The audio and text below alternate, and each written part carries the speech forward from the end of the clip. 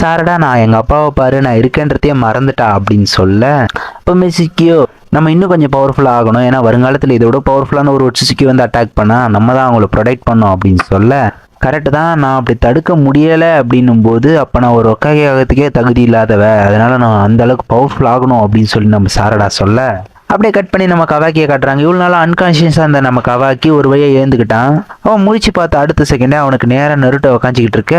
Naruto கவாக்கியை பார்த்து, என்ன தூங்குனியா Kawaki, உன்னை பார்த்தா எனக்கு பழைய ஞாபகம்லாம் வருது உன்னை இந்த சூழ்நிலையில் பார்க்கும்போது அப்படின்னு சொல்ல, அதுக்கு கவாக்கியோ நீங்கள் இந்த ஸ்டூபிட் ஓல்டு மெமரிஸை பற்றி இங்கே சொல்கிறதுக்காக வரலன்றது எனக்கு நல்லாவே தெரியும், என்ன சொல்ல வரீங்களோ ஸ்ட்ரைட்டாக சொல்லுங்கள் அப்படின்னு சொல்லி கேட்க,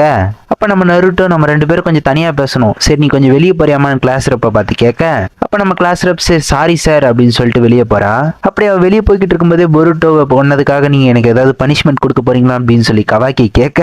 கிளாஸ் ரப்பு ஃபுல் வீடியோ வேணும்னா ஏரோ கார்டு எடுத்து கிளிக் பண்ணி பாருங்கள்.